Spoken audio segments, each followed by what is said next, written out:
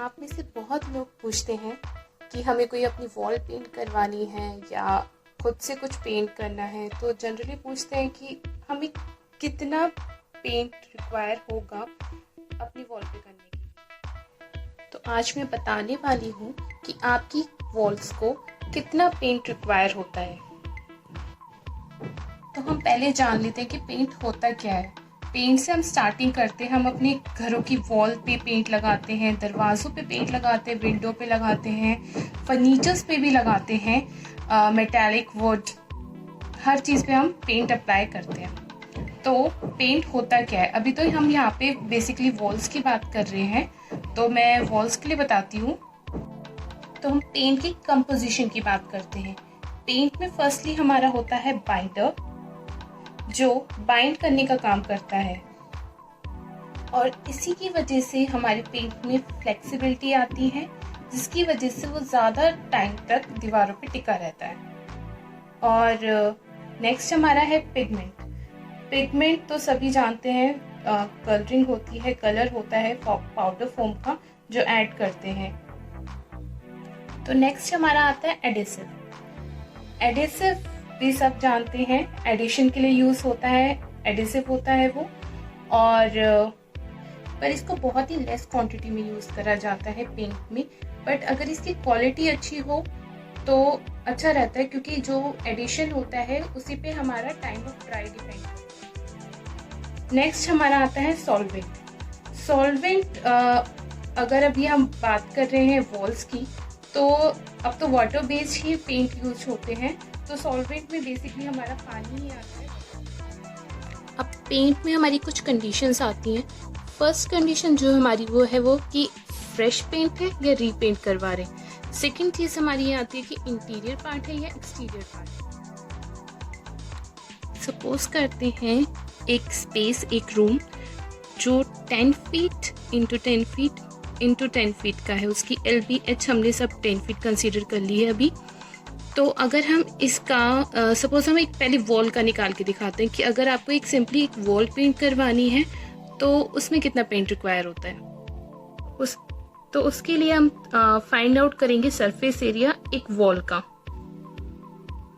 तो surface area निकालने के लिए हम करते हैं L इंटू B, यानी कि लेंथ वॉल की और ब्रेथ। तो ये थी 10 फीट इंटू 10 फीट, ये हमने कर दिया, ये आया है 100 स्क्वायर फीट।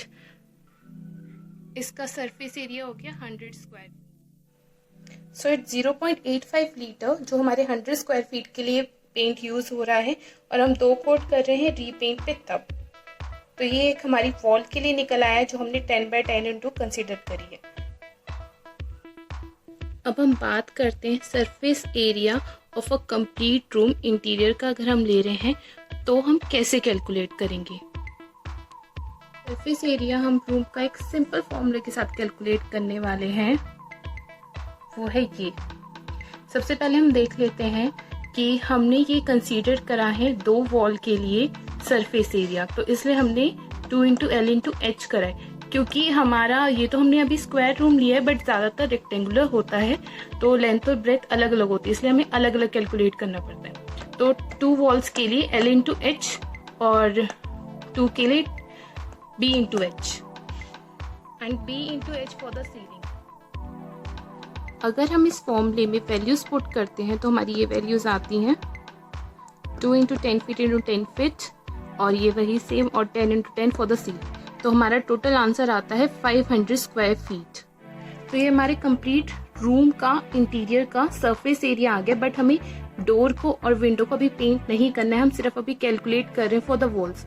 तो हमें क्या करना होगा कि वॉल्स के लिए हमें विंडो और डोर की सरफेस एरिया को रूम के सरफेस एरिया से माइनस करना। सिर्फ वॉल्स का सरफेस एरिया कैसे फाइंड आउट करेंगे, उसके लिए हम सरफेस एरिया रूम का जो हमने टोटल फाइंड आउट करा है उसमें से डोर और विंडो का सरफेस एरिया माइनस करें। तो जो हमारा इंटीरियर का अभी हमने लेट कर लेते हैं 400 स्क्वायर फीट आया है एरिया विंडो और डोर को सरफेस एरिया माइनस करने के बाद वॉल्स का जो हमारा सरफेस एरिया आया है उसके लिए तब पेंट रिक्वायर होगा। इस सिंपली इनटू कर देंगे, इट्स अप्रोक्सीमेटली 3 लीटर्स। तो ये तो था बहुत ही लंबा मेथड। मैं आपको एक और मेथड बताती हूँ जिससे हम बहुत ही जल्दी पेंट रिक्वायर्ड हमें कितना है हम निकाल सकते हैं।